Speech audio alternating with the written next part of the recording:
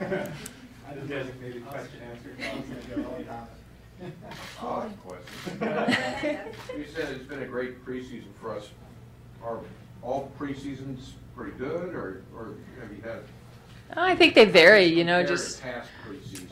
I think we have a lot of experience back with, even though they're young players, have a lot of young players that played a lot of minutes. Obviously, have a veteran over here to my right, and just being able to really flow through practice with a great energy. Newcomers are coming along, and just with a lot of young veterans that have played a lot of minutes, it's just gone pretty smoothly. And we prepared really at the start of postseason last year of just doing some different things and really getting into better shape and doing a lot of conditioning, and that's just really paid off in our preseason and how our practices have looked.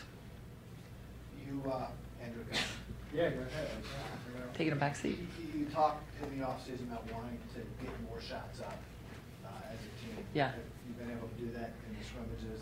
Yeah. Playing at a little faster pace like you want? Yeah, we are. I really do like the pace. For about 3 quarters, I think we slowed down a little bit in the third, and we pick it back up in the fourth. So we had to find that a little bit of that the lull that we've had in both of our scrimmages. But the pace has been pretty good for us, and we'll continue to improve on that and practice that way to just get us ready for early season, mid season form to be able to push tempo. But it's been good thus far. Of all the rule changes, what's the one that you feel like it's going to most affect? The biggest thing to adjust to? Well, shooting 2 free, the foul situation. I mean, typically early on, the refs are calling it kind of tight. So right away after 5, you're going to the free throw line and shooting 2. So we kind of had to really adjust from our first scrimmage to our second. So that's big. 1, can't foul. 2, you better be a good free throw shooting team. And then I'd say the last minute of the game with the stoppage of play and advancing the ball in our preseason scrimmage with the guys, it kind of came into effect where there were actually 4 special situations that we could use right up plays on the sideline based off of how the game went in that last minute. Joanne, how much goes into coaching these, more on your plate as it relates to coaching the team preseason relative to other years of all these changes and trying to get them all ready? The scrimmages have really helped. We've had an inter-squad scrimmage with our practice guys, and then we've had 2 closed scrimmages. And so just with referees and really running it game specific. So it's been good for us just to kind of have to play through, how you look at quarters versus halves, how are you using your timeouts, because how the timeouts now come at least in the first quarter at the 5-minute mark. So you can actually play a minute longer if not longer than that. So just being in better shape. But it's not been drastic. It's just kind of the fouls have been, in particular, at least in our scrimmages, we've really noticed them in terms of just shooting the double free throws, the last minute of the game. And probably, I don't know that we've really felt kind of the longevity of like a quarter, like, oh my gosh, we haven't seen a timeout. So there's enough dead ball situations that have kind of come into play that we haven't really, I don't think it's really affected us. For Faith and Mikayla, what's kind of your transition, a couple scrimmages to the rule changes? Same thing with the fouls, that's the biggest thing that comes up. Yeah, definitely. You kind of slide the mic. Oh, sorry. Yeah, sorry. He's still asking his question. Learn that trick from you, Doug.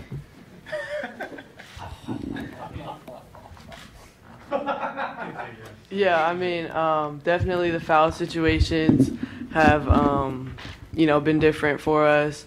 The fact that there's no 1-and-1, just automatic 2 fouls, can help us and hurt us at times.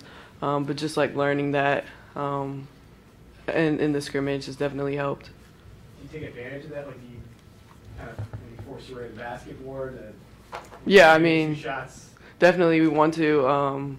Coach is always telling us that, to attack, especially when the defense is on your heels, get to the rim and try to get those 5 fouls so you're shooting 2 free throws, early in the quarter. You're pretty high up there in the ACC last year, free throw percentage, so I guess is that something you like? Yeah, I mean, it's great. It's good. Mikayla, same. Yeah, basically like what Faith said, the foul situation, since we're definitely trying to push and transition more, it definitely puts the defense on their heels, like Faith said, and just continue to attack because as soon as the team gets 5 fouls and you can continuously get to the free throw line, that will help tremendously. So we just got to knock our free throws down. Joanne, what do you want the identity of the defense to be this year? We've really just kind of picked it up and just trying to be more aggressive, really more aggressive.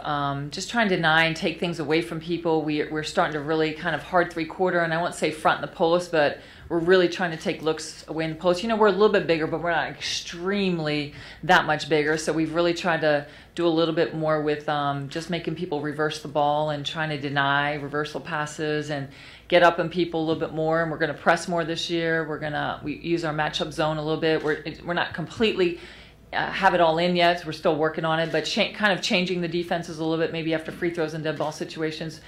Now with Aaliyah, a year older, Monet has a lot of length. The matchup zone, it really works better when you have more length in it. So I think we'll change it up a little bit with that as well.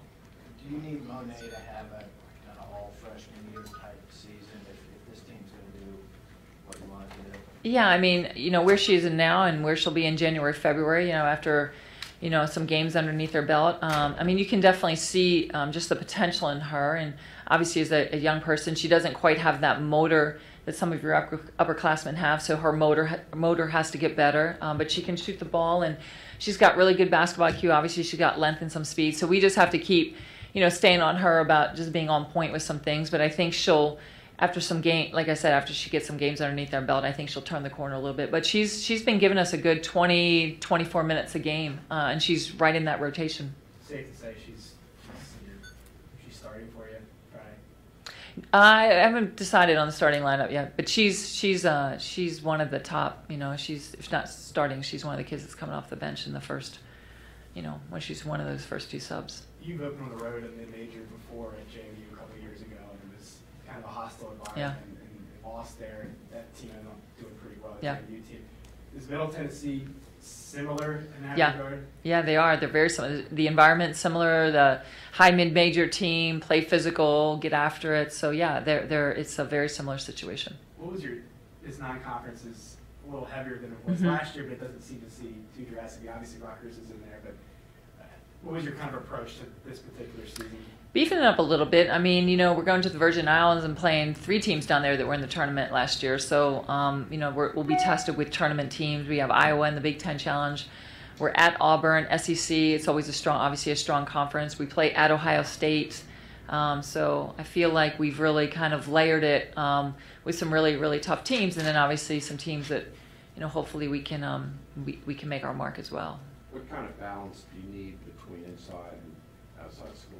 Better. We definitely need a better balance. We've talked about that. I think Where are you going to get it from? the inside, Yeah. Monet, Lauren, and Sid, I think are 3 primary. You know, and anytime we talk about an inside-outside game, I don't think there's if the ball goes in, we have to score. It's just, I think we just need better touches. We talked about getting our baskets up. We also talked about getting our assist up. And that's been definitely noticeable in our first 3 scrimmages. We've done a much better job at that. So sharing the basketball, moving the ball around.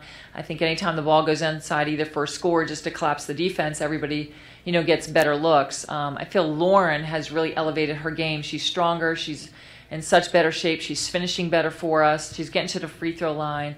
In her first 2 scrimmages, she's done really, really well for us inside, and really scored the basketball for us.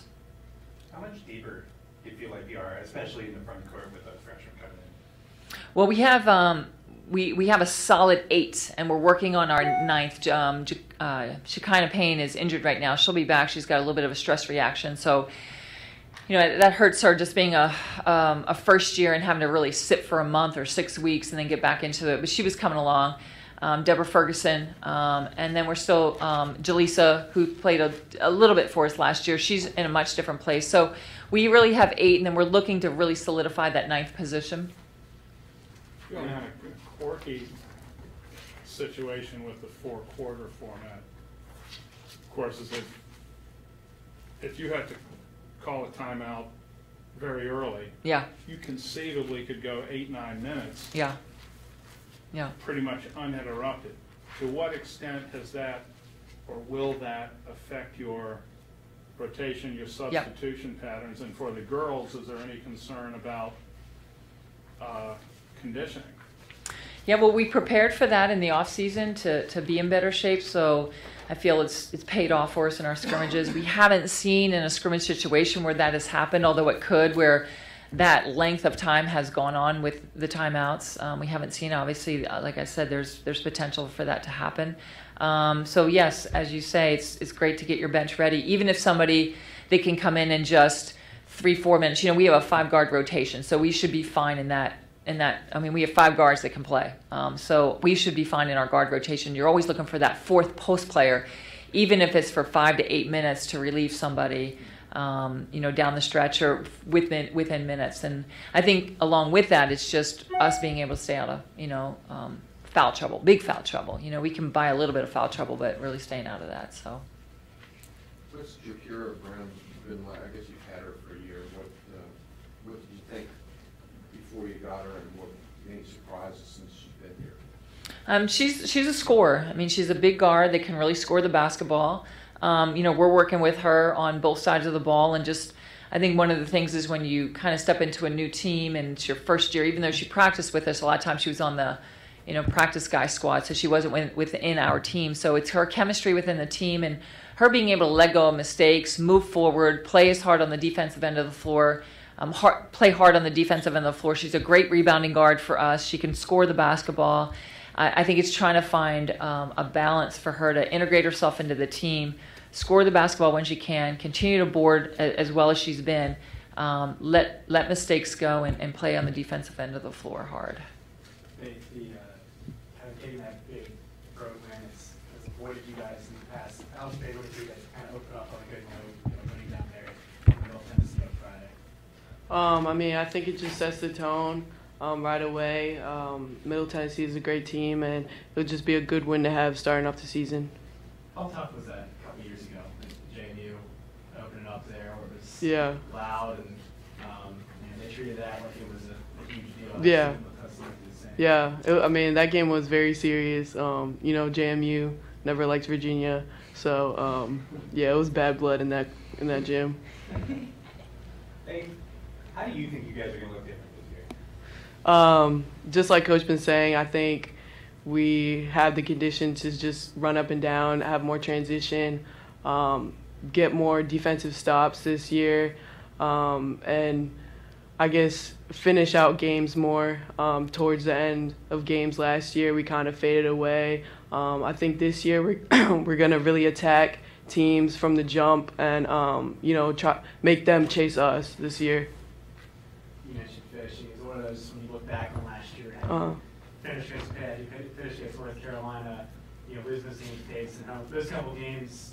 You might make the NCAA tournament. Is that something that really kind of sat with you guys? Yes, yeah, definitely. I mean, we always talked about doing the little things, doing those extra plays that really change games and really separate us from,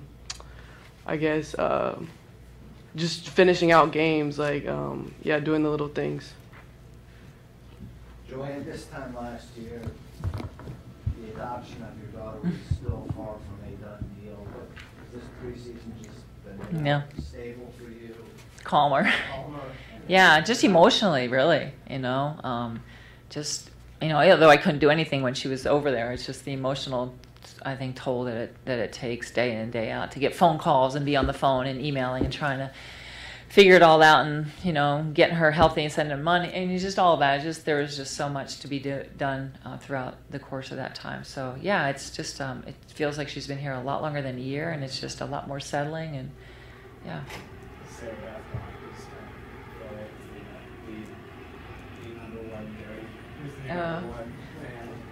I don't know. They all are. The girls are great with her. I mean, they're all really good with her.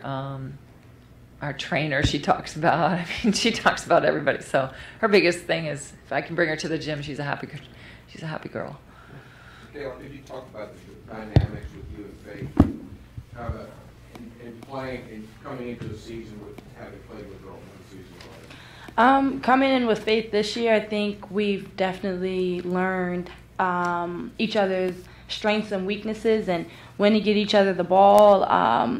we've been having great chemistry out on the floor, and I think it's going to get even better once the season starts, having those games underneath us. But just figuring out each other's strengths and weaknesses, and when to get each other the ball, and when you're hot, definitely get the other person the ball, and just figuring out each other's games even more.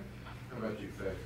How much more do you know about her now, and how much will that help? Yeah, I mean, I just think having a year playing with Mikayla, we've definitely learned each other's games. Just working through this off season has helped us even more. Just through the adversity that coaches have brought us in the preseason, I think has really helped us prepare for this upcoming season. Adversity? Yes.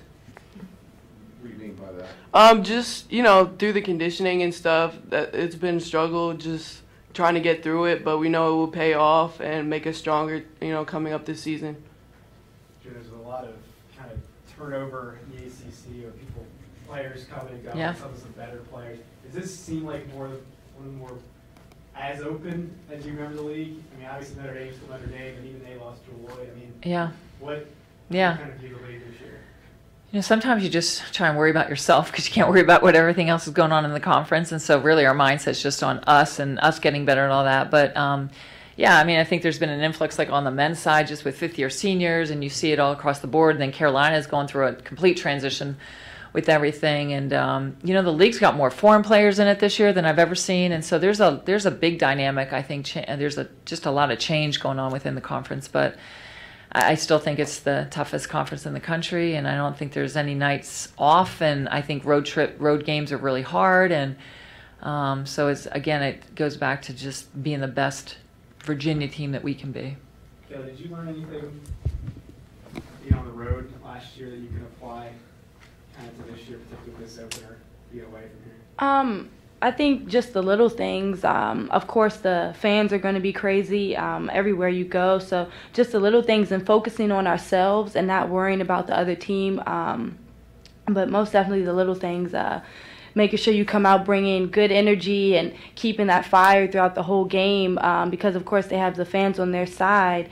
But just, like bringing the energy and focusing on ourselves. Kayla, as a point guard, when you guys start talking about getting up and down the floor more, how, just, as a point guard, how much fun does that sound? That's a lot of fun, being able to get your assist up and attack teams, especially since, like we said, 5,000 you get on the free throw line. That's going to be crucial. And just being able to push, that's always a fun thing, getting everybody the ball, and just makes the game even more fun. You talked about her better guards. How's it, Leah? She's doing good. Yeah, she had two good scrimmages. She's just attacking more. Last year she would settle with a 3-point shot. She'd wait for some kicks and just shoot it. We've been really on her just about her size, about finding different ways to score. So I feel like she's attacked the rim better. I'm on her a lot about posting up smaller guards. So we've tried to help her put her in position for that. I think she's really trying to do what we're asking her defensively. I think she's trying to grow with the on-ball defense and her help side and just get better on the defensive floor. I've challenged her to be a better better rebounding guard for us, just with her size. So I think she understands her role and what she needs to do for us. And I think in the scrimmages, you start to see a little bit of light, that light bulb go off, and that she can do more for us than just shoot the basketball. Joanne, what was the impetus for all these rules changes? I've heard different things. I've heard that to get closer to FIBA rules, to be more on the international scene in terms of what's going on around the world in terms of rules. I've also heard that just to make our game more exciting, the average fan, when they do surveys, they flip through channels, and if the game is boring and it's slow, they just kind of move on. And so it's really a grassroots level effort to try and grow our game. And one of the ways is people want to see a faster paced game on the women's side. And so going to quarters, free throws, just shooting 2 free throws, advancing the ball, longer periods of play without stoppage. I think that's the purpose behind that, is just to speed the game up and hopefully bring more fans and to the game. Have you been playing music at dead balls during these scrimmages? No, not at the scrimmages, but I'm excited that it's coming.